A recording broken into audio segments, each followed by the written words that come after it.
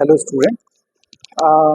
तो last lecture में हम लोगों ने देखा था वर्क डन कैलकुलेट किया। हमने थर्मोडायनामिक्स का फर्स्ट लॉ के बारे में डिस्कशन किया था और हमने डिग्रीज ऑफ फ्रीडम के बारे में डिस्कशन किया था। तो आज हमारे पास एक क्वेश्चन है जो हमारा फर्स्ट लॉ ऑफ थर्मोडायनामिक्स से रिलेटेड है। इसमें क्या हो रहा है कि इस एक्सिस पे P है और इस एक्सिस पे V है। ठीक है, ये एक आइडियल गैस के लिए ये जो सिस्टम है हमारा एक आइडियल गैस है और इसमें क्या हो रहा है कि ये एक साइक्लिक प्रोसेस से गुजर रहा है। तो हो रहा है कि यहाँ से मान लीजिए स्टार्ट हुआ। साइक्लिक प्रोसेस ये होता है कि जब इनिशियल कंडीशन और फाइनल कंडीशन सेम होती है तो हम उसे साइक्लिक प्रोसेस कहते हैं। तो अगर मान लीजिए कि यहाँ से स्टार्ट हुआ, ए तक गया, ए से बी तक गया और बी से सी तक गया, तो सी से ही स्टार्ट हुआ और सी पे ही एंड हुआ, तो हम इसको बोलते हैं साइक्लिक प्रोसेस। इसमें क्या क्या हो रहा है जरा देखते हैं। जब प्रोसेस ए से बी तक हो रहा है तो ये 50 जूल ऑफ हीट एब्जॉर्ब कर रहा है। तो क्योंकि हीट एब्जॉर्ब कर रहा है इसलिए डेल्टा क्यू जो है पॉजिटिव है। ठीक, बी से सी तक जब वो जा रहा है तो कोई हीट एब्जॉर्ब नहीं कर रहा है। बी से सी तक जाते समय कोई हीट एब्जॉर्ब नहीं कर रहा है का मतलब ये है कि वो एडियाबेटिक प्रोसेस है, तो यहाँ पे डेल्टा क्यू जीरो है। तीसरी चीज ये कह रहा है कि जब बी से सी तक गया तो 40 joule work is done on the system. तो हमको बताया था हमने आपको कि जब work is done on the system है तो वो नेगेटिव होगा और आपको दिख भी रहा है कि वॉल्यूम डिक्रीज हो रहा है। ठीक है, जब सी से ए तक आ रहे हैं तो ये 70 जूल हीट रिजेक्ट कर रहा है। तो 70 जूल हीट रिजेक्ट कर रहा है इसलिए ये माइनस में है। ठीक है, बात समझ में आई? एक बार फिर से बात कर लेते हैं। हमारे पास एक आइडियल गैस है जो एक साइक्लिक प्रोसेस से गुजर रही है और उसमें क्या क्या हुआ। जब वो ए से बी तक गई तो उसने 50 जूल हीट एब्जॉर्ब की। जब बी से सी तक आई तो कोई हीट ना एब्जॉर्ब हुई ना रिजेक्ट हुई। जब सी से ए तक आया तो 70 जूल हीट रिजेक्ट हुई। ठीक है, अच्छा, जब बी से सी तक गया तो 40 joule of work is done on the system. जब सी से ए तक आया तो 70 जूल हीट रिजेक्ट की। ये हमें दिया हुआ है। हमें ये दिया हुआ है कि ए पर इंटरनल एनर्जी 1500 जूल है। हमसे क्या पूछा है कि बी पर इंटरनल एनर्जी बताइए और सी पर इंटरनल एनर्जी बताइए। मतलब इस पॉइंट पे इंटरनल एनर्जी बताइए, इस पॉइंट पे इंटरनल एनर्जी बताइए और ये बताइए कि सी से ए तक आने में कितना काम हुआ, कितना वर्क डन हुआ बाय द सिस्टम और ऑन द सिस्टम। ठीक है, तो ये बहुत ही सिंपल एग्जांपल है और एक ऐसा एग्जांपल है जिससे हम बहुत सारे क्विक कॉन्सेप्ट हैं जो सीख सकते हैं laws of first law of thermodynamics. तो ठीक है, चलिए हम पहला पार्ट अपना स्टार्ट करते हैं। हमसे पूछ रहा है कि बी पर कितनी इंटरनल एनर्जी है। आपने देखा कि यहाँ से जब यहाँ तक गए हम तो वॉल्यूम में चेंज नहीं हुआ और अगर वॉल्यूम में चेंज नहीं हुआ इसका मतलब ये है कि जो वर्क डन है वो जीरो है। तो हमारा फर्स्ट लॉ ऑफ थर्मोडायनामिक्स क्या कहता है? फर्स्ट लॉ ऑफ थर्मोडायनामिक्स ये कहता है कि delta Q is equal to delta W plus delta U. अब क्योंकि यहाँ से यहाँ तक जाते समय हम क्या कर रहे हैं, ए से बी प्रोसेस की बात कर रहे हैं। जब यहाँ से यहाँ तक जाते समय वॉल्यूम में चेंज नहीं हुआ तो वर्क डन जीरो हो जाएगा और डेल्टा क्यू हमें दिया हुआ है कितना, 50 जूल, और ये कितना हो गया, जीरो। डेल्टा यू कितना हुआ? डेल्टा यू होता है फाइनल माइनस इनिशियल, यानी कि ये हो जाएगा यू बी माइनस यू ए। ठीक, हमें निकालना है यू बी। तो यू बी कितना हो जाएगा? यू बी हो जाएगा 50, ये इधर आ जाएगा, ये हो जाएगा यू ए, यानी कि 50 प्लस 1500 यानी कि 1550 जूल। यानी कि बी पे जो इंटरनल एनर्जी हो गई वो 1550 जूल हो गई। ये पहला पार्ट हमारा पूरा हो गया। अब यहाँ से यहाँ तक का निकालना है, बिल्कुल सेम प्रोसेस हम कर सकते हैं। कैसे करेंगे? अब हम आ रहे हैं बी से सी तक। बी से सी तक क्या, फिर से यही फर्स्ट लॉ ऑफ थर्मोडायनामिक्स लगा दिया हमने। Delta Q is equal to delta W plus delta U. उसने कहा कि यहाँ से यहाँ तक जो हीट एक्सचेंज है वो जीरो है।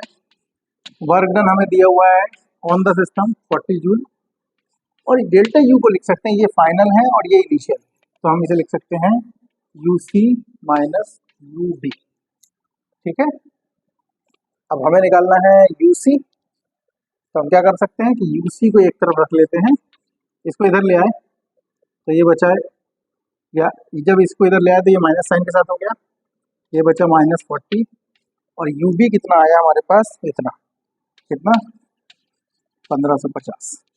तो minus U C is equal to ये हो गया 1590 जूल। लेकिन इसके साथ एक माइनस साइन और होगा और माइनस से माइनस कैंसिल हो जाएगा, तो U C is equal to joule. तो हमको बी पर इंटरनल एनर्जी मिल गई और सी पर इंटरनल एनर्जी मिल गई, एक पार्ट हमारा खत्म हो गया। तो बहुत आसान था, हमने क्या किया, हमने फर्स्ट लॉ ऑफ थर्मोडायनामिक्स लगा दिया। बस इसमें ध्यान देने वाली बात यह है इस फर्स्ट पार्ट में कि ये हिडन था, हमें पहले से पता होना चाहिए। जो हमने एक एक चीज़ डिस्कस की थी कि जब अगर वॉल्यूम चेंज नहीं होगा तो उस समय वर्क डन 0 होगा, ये हमने पहले से डिस्कशन किया था इसका। तो जब किया था तो उसी इंफॉर्मेशन का हमने यहाँ इस्तेमाल कर लिया। ठीक है, ये दो पार्ट हमारे खत्म हो गए, हमारा बी पे इंटरनल एनर्जी मिल गया और सी पे इंटरनल एनर्जी मिल गया। अब हमें निकालना है कि यहाँ से यहाँ तक जाने में कितना वर्क हुआ। तो ये भी आसान है, फिर से एक बार हमें थर्मोडायनामिक्स का फर्स्ट लॉ लगाना है और ये जो इन्फॉर्मेशन हमें मिली है इसी को यहाँ पे इस्तेमाल कर लेंगे हम। ठीक है, हम लोग फिर से एक बार फर्स्ट लॉ ऑफ थर्मोडायनामिक्स लगा देते हैं। हमें निकालना है work done C to A process. तो ठीक है, चलो, delta Q is equal to delta W plus delta U. तो delta W is equal to delta Q minus delta U. Delta Q कितना दिया हुआ है हमको पहले से, -70, और डेल्टा यू यहाँ से यहाँ आया, तो ये फाइनल हुआ, ये इनिशियल हुआ, तो ये हो गया माइनस, माइनस पहले से था, तो ये हो गया U A minus U C. तो अगर आप माइनस साइन से ब्रैकेट को मल्टीप्लाई कर दोगे तो ये हो जाएगा minus U A plus U C, तो -70, माइनस यू ए है हमारे पास 1500, ये दिया हुआ है, और यू सी कितना है हमारे पास, प्लस का 1590। ठीक, तो बस इसमें से घटा तो कितना आया, 90 -70 और प्लस 90, तो आंसर हो गया प्लस का 20 जूल। तो ये कह रहा है कि जो वर्क डन है वो पॉजिटिव आया और हमें दिख भी रहा है क्योंकि वॉल्यूम इंक्रीज हो रहा है, इसका मतलब वर्क डन पॉजिटिव होना चाहिए। तो हमने ये सीखा कि work is done by the system. अब देखिए, ये एग्जाम्पल मैंने लिया है, ऐसे बहुत सारे एग्जाम्पल्स हो सकते हैं। तो क्या एक एग्जाम्पल करने से हमें थर्मोडायनामिक्स का जो फर्स्ट लॉ है उसकी सारी चीज़ें आ जाती हैं? लगभग आ जाती हैं। आपको बस इस बात का ध्यान रखना है कि कहाँ पे एनर्जी जो हीट है वो एब्जॉर्ब हो रही है, कहाँ पे हीट रिजेक्ट हो रही है, कहाँ पे work done on the system है, कहाँ पे work done by the system है, और कहाँ इंटरनल एनर्जी इंक्रीज हो रही है और डिक्रीज हो रही है। अगर आप इन बेसिक चीज़ों का ध्यान रखते हो और कहीं कैलकुलेशन में कोई मिस्टेक नहीं करते हो तो आप देखते हो कि आपको आपका जो आंसर है वो हर बार आ जाएगा। ठीक, तो ये हो गई हमारी बात, एक न्यूमेरिकल था। मैंने सोचा कि एक न्यूमेरिकल लेके अगर हम बातों को डिस्कस कर सकते हैं तो ये बहुत ही अच्छा क्वेश्चन था जो फर्स्ट लॉ ऑफ थर्मोडायनामिक्स को समझने के लिए काफ़ी था। अब नेक्स्ट चीज़ जो हम लोग करने वाले हैं वो पुरानी ही है। आपको याद होगा लास्ट लेक्चर में हमने डिग्रीज ऑफ फ्रीडम की बात की थी और हमने डिग्रीज ऑफ फ्रीडम में आपको क्या बताया था कि जो डिग्रीज ऑफ फ्रीडम होती हैं वो उनकी जो डेफिनेशन होती है वो होती है the minimum number of variable या minimum number of coordinates which can be used to describe a system completely are called degrees of freedom। हमने उसका एग्जाम्पल भी लिया था कि एक मक्खी है जो उड़ रही है, तो उड़ रही है तो उस मक्खी के मोशन को एक्सप्लेन करने के लिए हमको 3 कोऑर्डिनेट्स की ज़रूरत पड़ेगी और वो कोऑर्डिनेट्स क्या होंगे, जो उसके एक्स वाई जेड कोऑर्डिनेट होंगे। ठीक है, ये जो टॉपिक है ये मैं दोबारा इसलिए डिस्कस कर रहा हूँ क्योंकि इसको थोड़ा सा मुझे लगा कि डिटेल कम रह गई, तो डिटेल में जाने के लिए मैं इसको डिस्कस करना चाह रहा था। तो जब आप थर्मोडायनामिक्स पढ़ते हो या फिजिक्स पढ़ते हो तो उसमें डिग्रीज ऑफ फ्रीडम अलग अलग जगह आता है। जैसे आप मैकेनिक्स जब पढ़ते हो तो वहाँ पे डिग्रीज ऑफ फ्रीडम आता है। तो जो मैंने अभी जस्ट एक्सप्लेन किया वो एग्जांपल लिया जा सकता है कि degrees of freedom for mechanics. ठीक, हालांकि ये हमारा थर्मोडायनामिक्स में भी काम करता है। अच्छा, जब हम स्टैटिस्टिकल फिजिक्स की बात करते हैं तो हमारी जो माइक्रो स्टेट्स होती हैं जिनके बारे में हम डिस्कस करेंगे, क्योंकि आप पहले से जानते हो, पढ़े हो थोड़ा बहुत, इसलिए मैं ऐसा बोल दे रहा हूँ। माइक्रो स्टेट्स जो होती हैं वो डिग्रीज ऑफ फ्रीडम के तरीके से काम करती हैं, एक तरीके से। जब हम लोग थर्मोडायनामिक्स की बात करते हैं और इक्विपार्टीशन एनर्जी की एनर्जी इक्विपार्टीशन थ्योरम की बात करते हैं, तब उस केस में क्या होता है, जब हम डिग्रीज ऑफ फ्रीडम की बात करते हैं,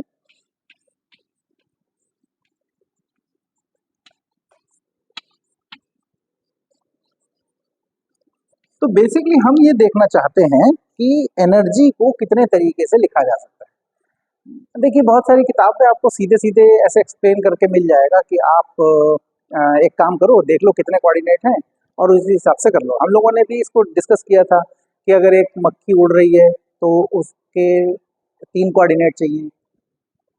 एक्चुअली वहां पे हम ये कहना चाह रहे हैं कि उसकी 3 एनर्जी होंगी। कौन कौन सी एनर्जी होंगी? अगर एक मक्खी सिंपली उड़ रही है, ऐसे करके कहीं उड़ रही है, तो इसकी जो काइनेटिक एनर्जी होगी या टोटल जो एनर्जी होगी वो होगी m v x square 1/2 m v y square 1/2 m v z square. तो आप देख रहे हो कि ये एक क्वाड्रेटिक टर्म है, ये एक क्वाड्रेटिक टर्म है और ये एक क्वाड्रेटिक टर्म है।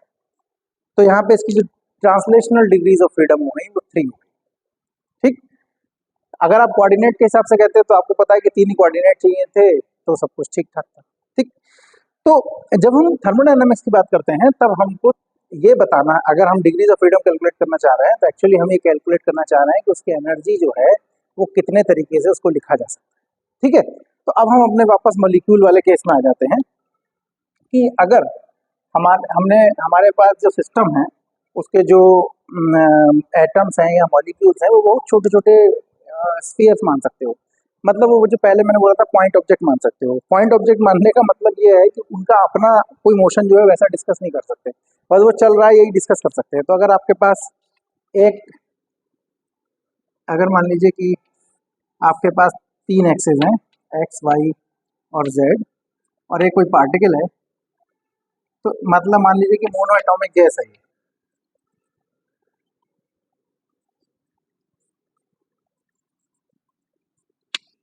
मोनो एटॉमिक गैस है, तो इसकी जो टोटल एनर्जी होगी वो कितनी होगी? 1/2, जैसे अभी हमने लिखी थी, v x square 1/2 m v y square plus 1/2 m v z square. तो यहाँ पे आप देख रहे हो कि 3 क्वाड्रेटिक टर्म है। तो हम कहते हैं कि मोनो एटॉमिक गैस की जो डिग्रीज ऑफ फ्रीडम है वो 3 है। ठीक, मैंने अभी बताया कि अगर आप मैकेनिक्स के हिसाब से सोचना चाहो तो भी आप 3 देख पाओगे, लेकिन प्रॉब्लम अभी ये तब आएगी जब हम आगे की चीजें डिस्कस करेंगे। यहाँ पे समझ में नहीं आ रही होगा। तो हमने कहा कि इसकी जो डिग्रीज ऑफ फ्रीडम है वो कितनी है? 3 ट्रांसलेशनल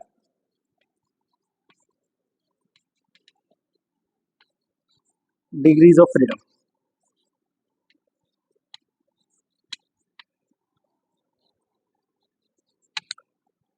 ठीक, यहाँ तक कोई समस्या नहीं है। चलो अब दूसरा केस डिस्कस करते हैं। मान लो कि हमारे पास एक मॉलिक्यूल है जो डायटोमिक है और लीनियर मॉलिक्यूल है। ठीक है, आप देख रहे हो कि मैंने जो मॉलिक्यूल्स हैं उनको बहुत छोटा बनाया है। आप जानते भी हो कि एटम का साइज ऑलमोस्ट एंगस्ट्रॉम के साइज का होता है और मॉलिक्यूल भी लगभग उसी साइज का होता है, ज़्यादा बड़े नहीं होते। तो मान लो कि हमारे पास ये जेड एक्सिस है, ये वाई एक्सिस है और ये एक्स एक्सिस है। तो ये पूरा सिस्टम इधर जा सकता है, ये पूरा सिस्टम इधर जा सकता है, ये पूरा सिस्टम इधर जा सकता है। मतलब इसकी 3 एनर्जी तो ये वाली होंगी होंगी। ठीक, अब मैं टी ना लिख के मैं इसको ई लिखता हूँ। तो इसकी ये 3 एनर्जी तो होंगी जो दिख रही है हमको। और क्या होगा? आपको पता है कि अगर हमारे पास कोई कोई कोई एक एक्सिस है और इससे एम दूरी पर कोई ऑब्जेक्ट है, तो इसका एक मूवमेंट ऑफ इनर्शिया होता है जिसकी वैल्यू होती है एम आर स्क्वायर। और इसकी जो रोटेशनल काइनेटिक एनर्जी होती है वो कितनी होती है? 1/2 आई ओमेगा स्क्वायर। तो अब ये जो पूरा सिस्टम है ये इसके अलाउट भी घूम सकता है, इसके अलाउट भी घूम सकता है और एक्सिस अबाउट भी घूम सकता है। तो एक्चुअली इसकी जो एनर्जी होनी चाहिए थी वो कितनी होनी चाहिए थी? ये तो होना ही चाहिए था, इसके साथ होना चाहिए था 1/2 I X omega X square plus 1/2 I Y omega Y square plus 1/2 I Z omega Z square. फिर से देखिए कि ये सीधे सीधे आपको समझ में आ रहा है, तो आप बेसिकली इसको समझ सकते हो कि यहाँ पे 3 क्वाड्रेटिक टर्म है। तो इसकी टोटल डिग्री ऑफ फ्रीडम कितनी दिख रही है? 3 और 3 6। लेकिन मैंने शुरुआत में क्या कहा? मैंने कहा कि थर्मोडायनामिक्स में जब हम डिग्रीज ऑफ फ्रीडम निकालते हैं तो हमारा ये मतलब होता है कि उसकी कितने तरीके की एनर्जी हो सकती है, ठीक, जो बेसिकली क्वाड्रेटिक टर्म्स की बात कर रहे हैं। तो आप देख लो कि 3 एनर्जी हो गई, ये 3 एनर्जी हो गई, लेकिन प्रॉब्लम ये है कि इसकी, ये जब इसके अराउंड घूम रहा है तो ये इतनी डिस्टेंस है यहाँ पे, तो इसका मोमेंट ऑफ इनर्शिया जो आई वाई होगा वो सिग्निफिकेंट होगा। इसी तरीके से जब ये इसके अबाउट घूम रहा होगा तो इसका जो मोमेंट ऑफ इनर्शिया होगा वो भी सिग्निफिकेंट होगा। क्यों? क्योंकि मोमेंट ऑफ इनर्शिया होता है एम आर स्क्वायर, क्योंकि यहाँ से यहाँ तक की डिस्टेंस काफ़ी है, यहाँ से यहाँ तक की डिस्टेंस, ये डिस्टेंस काफ़ी है, चाहे इस एक्सिस से ऐसे सोच लो चाहे इस एक्सिस से ऐसे सोच लो। तो आई एक्स और आई वाई का जो वैल्यू होगा वो सिग्निफिकेंटली लार्ज होगा और उसको कैलकुलेट करने में वो कंट्रीब्यूट करेगा। लेकिन क्योंकि ये गैस, ये जो मॉलिक्यूल है ये बहुत छोटा है, तो जब ये इसके अबाउट घूमना शुरू करेगा तो इसकी जो रेडियस है वही आर का काम करेगी यहाँ पे, और आर बहुत छोटा है, और आप देख रहे हो वहाँ स्क्वायर है, तो कोई वैल्यू अगर छोटी होती है उसको स्क्वायर कर दो तो वो और छोटी हो जाती है, ठीक। तो ये जो मोमेंट ऑफ इनर्शिया होगा आई जेड, इसकी वैल्यू बहुत कम होगी, तो ये वाला पार्ट जो होगा वो नेग्लिजिबल होगा, ये कंट्रीब्यूट ज्यादा नहीं कर रहा होगा, या ज्यादा मैं कर ही नहीं रहा होगा, ऐसे समझिए आप। तो इफेक्टिवली यहाँ पे 2 टर्म बचे, एक ये वाला बचा एक ये वाला बचा। तो टोटल डिग्रीज ऑफ फ्रीडम एक लीनियर डायटोमिक मॉलिक्यूल के लिए कितनी हुई? लीनियर लीनियर डायटोमिक मॉलिक्यूल के लिए कितनी हुई? 3 रोटेशनल हुई, 3 ट्रांसलेशनल हुई और 2 रोटेशनल हुई, टोटल कितनी हुई? 5। ठीक, यहाँ तक भी कोई समस्या नहीं है, क्योंकि हम लोगों ने जो पिछला लेक्चर देखा था उसमें ये सब हम लोगों ने डिस्कस किया था। हाँ, इतनी डिटेल में डिस्कस नहीं किया था, ठीक। अब देखो नॉर्मल टेम्परेचर पे क्या होता है ये जो नॉर्मली जब हम रूम टेम्परेचर की बात करते हैं या रूम टेम्परेचर से थोड़ा ऊपर बात करते हैं तो पार्टिकल्स में एक लीनियर मोशन होता है, यानी कि ये जो डिग्रीज ऑफ फ्रीडम है ये नॉर्मली रहती रहती है। थोड़ा हाई टेम्परेचर करते हैं तो ये रोटेशन भी होने लगता है, ठीक। तो जब रोटेशन होने लगता है तो ये कॉन्ट्रीब्यूट होने लगती है, और इस समय तक जब तक हम बहुत ज़्यादा हाई टेम्परेचर की बात नहीं कर रहे हैं तब तक क्या है कि जो इसका मॉलिक्यूल के बीच का जो बॉन्ड है उसको हम ऐसे सोच सकते हैं जैसे वो एक लोहे की रॉड, मतलब वो लेंथ चेंज नहीं कर रही। जब हम बहुत हाई टेम्परेचर पे चले जाते हैं, लगभग 1000 केल्विन के आसपास चले जाते हैं, तब होता यह है कि ये जो मॉलिक्यूल जो सिंपली उस समय आपको ऐसे दिख रहा था रिजिड रॉड की तरह, अब ये एक स्प्रिंग के तरीके से काम करता है और ये ऑसिलेट भी कर सकता है इस तरीके से, और जब वो ऑसिलेट कर सकता है तो उसमें वाइब्रेशंस हो सकते हैं। ध्यान रखिए नॉर्मली वाइब्रेशंस नहीं होते हैं, जब बहुत हाई टेम्परेचर होता है तब वाइब्रेशंस दिखने लगते हैं। आप कहोगे कि नहीं सर वाइब्रेशन तो हर लेवल पे होते हैं, बिल्कुल सही बात है, लेकिन सिग्निफिकेंट नहीं होते हैं, इतने नहीं होते हैं कि उनका एनर्जी को काउंट किया जाए, ठीक। तो जब बहुत हाई टेम्परेचर पे पहुंच जाते हैं, हाई टेम्परेचर पे,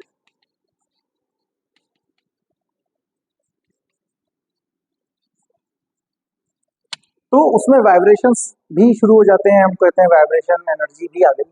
और आपको याद होगा कि अगर आपने याद होगा कि एक एक जो सिंपल हार्मोनिक मोशन हम लोग पढ़ते थे ऐसे वाला, उसमें 2 तरीके की एनर्जी होती थी, या हम अगर किसी,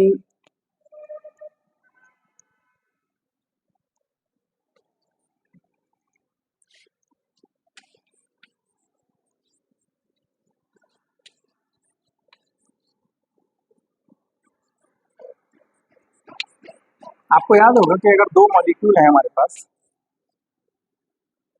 एक का मास m1 है और एक का मास m2 है, तो जो उनका रिड्यूस्ड मास होता था वो होता था m1 m2 upon m1 plus m2, ठीक, ये हम पढ़े हैं। तो ये पूरा सिस्टम एक कॉमन सेंटर ऑफ मास के अबाउट ऑसिलेट करने लगता है, तो इसकी जो टोटल एनर्जी होती है वो कितनी हो जाती है? एक तो हो जाती है इसमें म्यू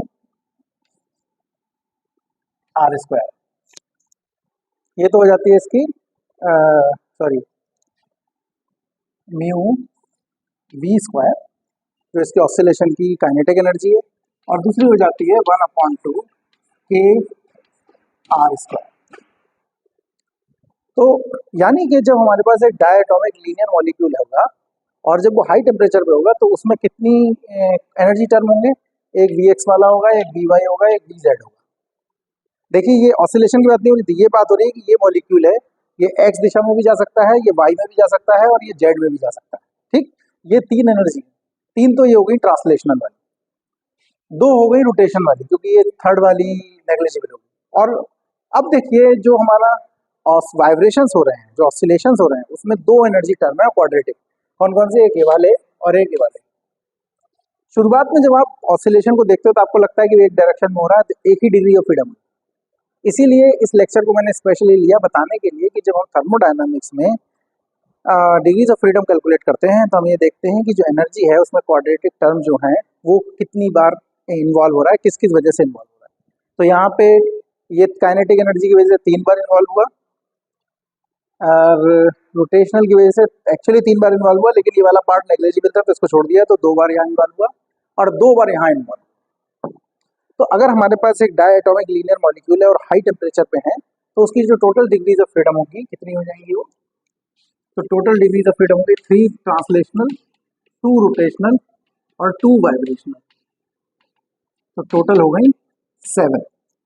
यानी एक लीनियर डायटोमिक मॉलिक्यूल के लिए जो टोटल डिग्रीज ऑफ फ्रीडम होंगी वाइब्रेशन को इंक्लूड करते हुए वो होंगी 7, और जब वाइब्रेशन को इंक्लूड नहीं कर रहे हो तो वो होंगी 5। ठीक, तो ये हमारा और बेसिक डिस्कशन था। इसका मतलब अगर कहीं पे भी वाइब्रेशन हो रहा है तो वाइब्रेशन में एक्चुअली एक वाइब्रेशन, एक मोड में जो वाइब्रेशन हो रहा है उस मोड में 2 एनर्जी होती है, तो 2 डिग्रीज ऑफ फ्रीडम। अच्छा, एक और एग्जांपल देखते हैं जरा हम लोग। मान लो कि हमारे पास एक रिजिड बॉडी है और इसके अंदर एक मॉलिक्यूल दब गया, एकदम छोटा सा मॉलिक्यूल दब गया। अब इसकी कितनी डिग्रीज ऑफ फ्रीडम होगी? अब ये क्योंकि ये रिजिड बॉडी के अंदर है तो ना तो ये एक्स में जा पा रहा है, ना वाई में जा पा रहा है, ना जेड में जा पा रहा है। उसका अपना साइज बहुत छोटा है, तो साइज छोटा होने की वजह से क्या है कि वो रोटेट भी नहीं कर पा रहा है। लेकिन ये इसके अंदर रहते हुए ये एक्स डायरेक्शन में और वाई डायरेक्शन में और जेड डायरेक्शन में ऑसिलेट तो कर सकता है। हाँ, ये कह सकते हो कि ऑसिलेशंस बहुत कम है लेकिन ऑसिलेट कर सकता है। तो यहाँ पे कितनी डायरेक्शन में वो ऑसिलेट करता है? 3 डायरेक्शन में। तो यहाँ पे कितने डिग्रीज ऑफ फ्रीडम हुए? एक मोड से कितने डिग्रीज ऑफ फ्रीडम थे? 2। तो यहाँ पे 3 डायरेक्शन में वो कर सकता है ऑसिलेशन, तो 3 गुणा 2 यानी कि 6 डिग्रीज ऑफ फ्रीडम हुई एक मॉलिक्यूल के लिए जो एक रिजिड बॉडी में मान लो फंस गया। ठीक, तो यहाँ पे जो भी डिग्रीज ऑफ फ्रीडम है वो सिर्फ और सिर्फ वाइब्रेशन के कारण है। अच्छा, और आगे बढ़ते हैं जरा। जैसे मान लीजिए कि आपके पास डायटोमिक मॉलिक्यूल नहीं है, जैसे ये तो डायटोमिक लीनियर मॉलिक्यूल था। मान लीजिए कि लीनियर ना हो, जैसे हाइड्रोजन, इसको देखिए H2O को, इसका जो स्ट्रक्चर होता है कुछ इस तरीके का होता है और ये 108 डिग्री का कुछ कोण होता है, रफली 108 डिग्री बता रहा हूँ। तो देखो ये एक्स वाई और जेड में तो पूरा पूरा जा सकता है, और क्या क्या हो सकता है? देखो ये इस एक्सिस के अबाउट घूम सकता है, ये इस एक्सिस के अबाउट भी घूम सकता है। हाँ, आड़ा टेढ़ा घूमेगा वो अलग बात है, लेकिन घूम सकता है। और ये इस एक्सिस के अबाउट भी घूम सकता है। ठीक, तो यहाँ पे 3 तो ट्रांसलेशनल डिग्रीज ऑफ फ्रीडम हो गई और 3 रोटेशनल डिग्रीज ऑफ फ्रीडम हो गई। यानी कि जब अगर डायटोमिक लीनियर मॉलिक्यूल की बात करोगे ना, जैसे ये जो हमने बात की डायटोमिक लीनियर मॉलिक्यूल की बात की, लेकिन डायटोमिक हमारे पास ना हो, क्योंकि डायटोमिक मॉलिक्यूल तो हमेशा लीनियर ही होगा चाहे जैसे भी हो। लेकिन अगर कुछ इस तरीके का केस हो जाए, जैसे मान लीजिए ये जो मैंने अभी बताया, ये हमारे पास क्या है, ये ट्राइएटोमिक नॉन लीनियर मॉलिक्यूल है। तो ये एक्स की दिशा में भी घूम सकता है, वाई की दिशा में भी घूम सकता है, जेड की दिशा में भी घूम सकता है। तो इसकी 3 ट्रांसलेशनल डिग्रीज ऑफ फ्रीडम हो गई, 3 रोटेशनल डिग्री ऑफ फ्रीडम। इसके अलावा हो सकता है कि ये ऐसे वाइब्रेट कर रहा हो। ठीक, हो सकता है कि ऐसे वाइब्रेट कर रहा हो, ये ऐसे भी वाइब्रेट कर सकता है। ठीक, ये तो बॉन्ड ऑसिलेट कर ही सकते हैं, ये भी कर सकते हैं, और ये ऐसे भी वाइब्रेशन इसमें हो सकते हैं। तो जैसे जैसे हमें उसकी इन्फॉर्मेशन मिलती चली जाएगी, वैसे वैसे हम उसके वाइब्रेशन मोड को ऐड करते जाएंगे, और हर वाइब्रेशन मोड के साथ 2 डिग्रीज ऑफ फ्रीडम होंगे। ये जो डिस्कशन मैंने किया है, ये 2 डिग्रीज ऑफ फ्रीडम, बहुत सारी किताबें बोलती हैं कि ये 1 डिग्री ऑफ फ्रीडम है, क्योंकि उन्हें मोशन एक ही दिशा में दिख रहा है। जबकि वो मैकेनिक्स की बात कर रहे हैं तब तो वो ठीक है, लेकिन जब वो थर्मोडायनामिक्स की बात कर रहे हैं तब वहां पे गड़बड़ है। ठीक, तो ये इंपॉर्टेंट डिस्कशन था हमारा आज के टॉपिक से। अच्छा, अगर मान लो कि हायर मॉलिक्यूल हो तब हम क्या करेंगे? कोई बात नहीं है, अब आजकल हमारे पास टेक्निक है, लेकिन जो थर्मोडायनामिक्स हम लोग कर रहे हैं उसमें आपको मैक्सिमम जो है जो डायटोमिक और ट्राइएटोमिक मॉलिक्यूल ही जो डिस्कशन में आएंगे। पॉलीएटॉमिक मॉलिक्यूल जो होते हैं, अगर वो आपको क्वेश्चन में कहीं डिस्कशन है तो उस केस में उनकी डिग्रीज ऑफ फ्रीडम आपको दी हुई होंगी। नॉर्मली जो क्वेश्चन बनते हैं वो ट्राइएटॉमिक मॉलिक्यूल तक बनते हैं, जिसमें हम डिग्री ऑफ फ्रीडम आसानी से निकाल सकते हैं। आपको दिख ही रहा है कैसे हो रहा है, ठीक, कि उसमें तीन ट्रांसलेशनल डिग्रीज ऑफ फ्रीडम होंगी और 2 rotational degree of freedom, sorry 3 translational होंगी और 3 ही रोटेशनल डिग्रीज ऑफ फ्रीडम होंगी। तो ये हमारा आज का डिस्कशन था। ये मैंने एक छोटा वीडियो बनाया ये सोच के कि जो डिस्कशन हमारा रह गया है तो फिर डिग्रीज ऑफ फ्रीडम से वो इधर डिस्कस हो जाए, और जो हमारा प्रॉमिस किया हुआ था कि हम फर्स्ट लॉ ऑफ थर्मोडायनामिक्स में एक क्वेश्चन कराएंगे, वो तो मैंने उन दोनों को मिला के एक वीडियो ये बनाया है। अब जो नेक्स्ट लेक्चर हमारा होगा वो होगा काइनेटिक थ्योरी ऑफ गैसेस पे। बेसिकली क्या है कि मैं आपको बता देता हूँ मोटा मोटा कि हमें पता है कि हमारे पास एक गैस है, और पहले से पता था कि हमारे पास गैस है। ये भी पता था कि गैस एक फोर्स एग्जर्ट प्रेशर एग्जर्ट करती है, लेकिन ये नहीं पता था कि उस प्रेशर का कारण क्या है, वो प्रेशर आता कहाँ से है। तो जो अब हमारा जो नेक्स्ट लेक्चर होने वाला है वो इसी पे होने वाला है। आपको याद होगा कि हमने शुरुआत की थी तो हमने कह दिया कि भाई गैस है हमारे पास, तो गैस का एक प्रेशर है, लेकिन अब हमारा क्वेश्चन है कि गैस का प्रेशर कहाँ से है। तो जो नेक्स्ट लेक्चर हमारा होने वाला है उसमें हम kinetic theory of gases discuss करने वाले हैं, जिसमें ये देखेंगे कि वो प्रेशर कहाँ से आया, उसके लिए रीज़न क्या है, और क्या चीज़ हमारे सिस्टम के लिए काम कर रही है, क्या चीज़ हमारे सिस्टम के लिए काम नहीं कर रही है। मैं ये कहना चाहता हूँ कि जब हम बात शुरू करेंगे तो आइडियल गैस के हिसाब से शुरू करेंगे, लेकिन बाद में हमें पता चलेगा कि शायद आइडियल गैस काम नहीं कर रही है। लेकिन अभी हम अपना डिस्कशन स्टिक करते हैं कि हम जो काइनेटिक थ्योरी डिस्कस करेंगे वो आइडियल गैस के लिए डिस्कस करेंगे। ठीक है, चलिए फिर, और आपके जो डाउट्स हैं उनको कमेंट्स में लिखते रहिए और नोट्स बनाते रहिए। चलिए बाय।